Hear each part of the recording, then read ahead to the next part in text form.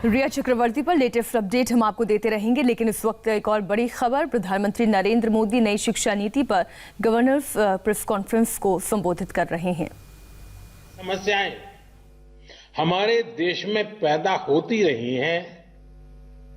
ये कितनी समस्याओं की जड़ है, मैं समझता हूं मुझसे ज्यादा आप लोग जानते हैं, भली बात जानते हैं। राष्ट्रीय शिक्षा नीति में ऐसी समस्याओं का समाधान तो है ही। एकेडमिक बैंक ऑफ क्रेडिट से भी छात्रों को बहुत लाभ होगा। मान्यवर, आत्मनिर्भर भारत बनाने के लिए युवाओं का स्किलफुल होना बहुत ही जरूरी है। छोटी उम्र से ही वोकेशनल एक्सपोजर मिलने से हमारा यूथ भविष्य के लिए बेहतर तरीके से तैयार होगा।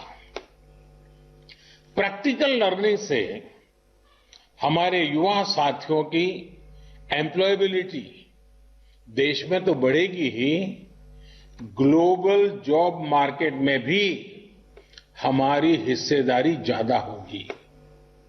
हमारे यहां कहा गया है, आनो भद्राः क्रतवो यन्तु विश्वतः, यानी अच्छे विचार जिस दिशा से भी आए उनको ग्रहण करना चाहिए। भारत तो प्राचीन काल से नॉलेज का एक ग्लोबल सेंटर रहा है। 21वीं सदी में भी भारत को हम एक नॉलेज इकोनॉमी बनाने के लिए प्रयासरत है। नई शिक्षा नीति इस संकल्प को सिद्ध करने की दिशा में बड़ा कदम है। नई राष्ट्रीय शिक्षा नीति ने ब्रेन ड्रेन को टैकल करने के लिए और सामान्य से सामान्य परिवारों के युवाओं के लिए भी बेस्ट इंटरनेशनल इंस्टीट्यूशन के कैंपस भारत में स्थापित करने का रास्ता खोला है। जब देश में ही अंतर्राष्ट्रीय स्तर के टॉप कैंपस आएंगे तो पढ़ाई के लिए बाहर जाने की प्रवृत्ति भी कम होगी और हमारे अपने यूनिवर्सिटीज, कॉलेज भी ज्यादा कॉम्पिटिटिव हो पाएंगे। इसका एक और पहलू ऑनलाइन एजुकेशन भी है, जिससे पढ़ाई लिखाई के लिए लोकल हो या इंटरनेशनल हर प्रकार की सीमाएं समाप्त हो जाती हैं। मानिए, जब किसी भी सिस्टम में इतने व्यापक बदलाव होते हैं, जब एक नई व्यवस्था बनाने की तरफ हम बढ़ते हैं, तो कुछ शंकाएं, आशंकाएं स्वाभाविक ही है। माता पिता को लगता होगा कि अगर इतनी आजादी बच्चों को मिलेगी, अगर स्ट्रीम खत्म हो जाएगी, तो आगे कॉलेज में उनको दाखिला कैसे मिलेगा, उनके बच्चों को कैरियर का क्या होगा। प्रोफेसर्स, टीचर्स के मन में सवाल होंगे कि वो खुद को इस बदलाव के लिए तैयार कैसे कर पाएंगे। इस प्रकार का पाठ्यक्रम कैसे मैनेज हो पाएगा। आप सभी के पास भी अनेक सवाल होंगे जिन पर आप चर्चा भी कर रहे हैं। ये सवाल इंप्लीमेंटेशन से जुड़े ज्यादा है।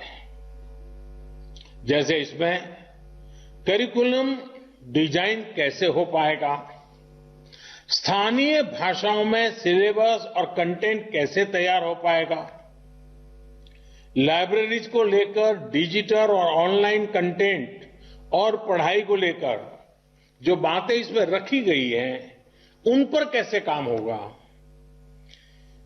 कहीं साधन संसाधन के अभाव में हम अपने लक्ष्यों से चूक तो नहीं जाएंगे। एडमिनिस्ट्रेशन को लेकर भी अनेक प्रकार के सवाल आप सभी के मन में स्वाभाविक रूप से होंगे। ये सभी सवाल महत्वपूर्ण भी हैं। हर सवाल के समाधान के लिए हम सब मिलकर के काम कर रहे हैं।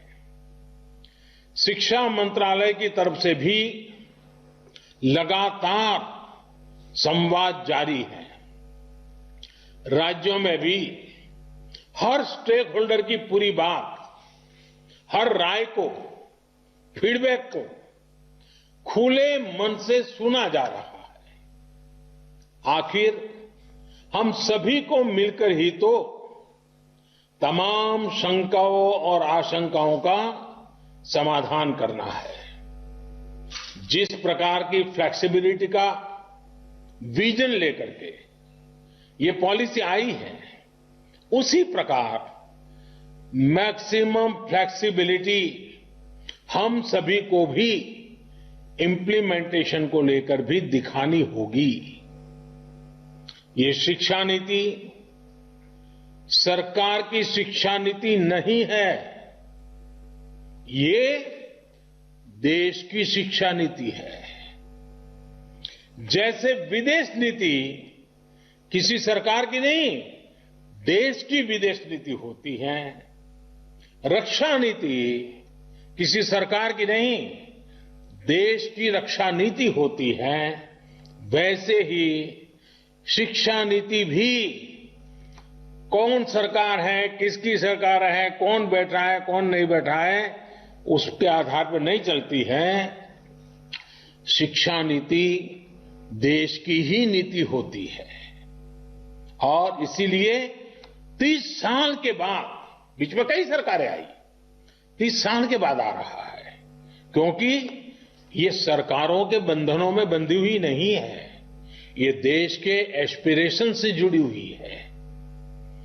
माननीय राष्ट्रीय शिक्षा नीति में तेजी से बदलते हुए समय को देखते हुए, भविष्य को ध्यान में रखते हुए व्यापक प्रावधान किए गए हैं।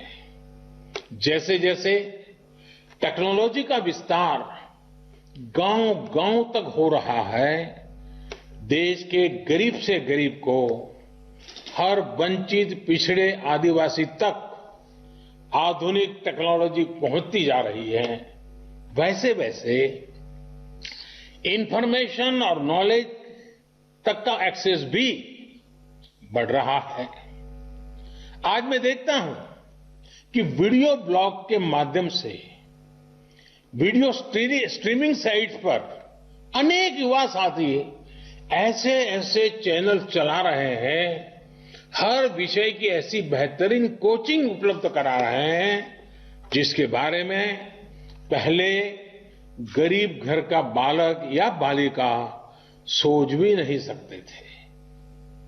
टेक्नोलॉजी तक होने वाली इस पहुंच से क्षेत्रीय और सामाजिक असंतुलन की एक बहुत बड़ी समस्या तेजी से कम होती जा रही है।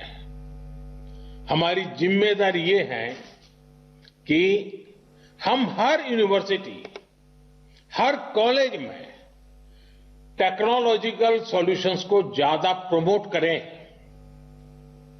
मान्यवर, कोई भी सिस्टम उतना ही इफेक्टिव और इंक्लूसिव हो सकता है जितना बेहतर उसका गवर्नेंस मॉडल होता है। यही सोच एजुकेशन से जुड़ी गवर्नेंस को लेकर भी ये पॉलिसी रिफ्लेक्ट करती है। कोशिश ये की जा रही है कि हायर एजुकेशन के हर पहलू, चाहे एकेडमिक हो, टेक्निकल हो, वोकेशनल हो, हर प्रकार की शिक्षा को साइलो से बाहर निकाला जाए। एडमिनिस्ट्रेटिव लेयर्स को कम से कम रखा जाए, उनमें अधिक समन्वय हो। ये प्रयास भी पॉलिसी के माध्यम से किया गया है। हायर एजुकेशन के रेगुलेशन को भी इस पॉलिसी के जरिए और सिंप्लीफाई और स्ट्रीमलाइन किया जाएगा। ग्रेडेड ऑटोनॉमी के कंसेप्ट के पीछे भी कोशिश यही है कि हर कॉलेज, हर यूनिवर्सिटी के बीच हेल्दी कंपटीशन को एनकरेज किया जाए और जो संस्थान बेहतर परफॉर्म करते हैं उनको रिवॉर्ड किया जाए। अब हम सभी का ये सामूहिक दायित्व है कि नेशनल एजुकेशन पॉलिसी 2020 NEP 2020 की इस भावना को हम लेटर एंड स्पिरिट से लागू कर सकें। मेरा आप सभी से विशेष आग्रह है कि 25 सितंबर से पहले अपने राज्यों, केंद्र शासित प्रदेशों की यूनिवर्सिटीज में ज्यादा से ज्यादा इस प्रकार के वर्चुअल कॉन्फ्रेंस आयोजित किए जाएं। प्रयास यही है कि नेशनल एजुकेशन पॉलिसी को लेकर समझ निरंतर हम समझते चलें, हमारी समझ बेहतर हो सके, इसके लिए प्रयास हो। एक बार फिर आप सभी को अपना समय निकालने के लिए मैं बहुत बहुत आभार व्यक्त करता हूं। मैं आदरणीय राष्ट्रपति जी का पुनः आभार व्यक्त करता हूं। आप सबको बहुत बहुत शुभकामनाएं। धन्यवाद।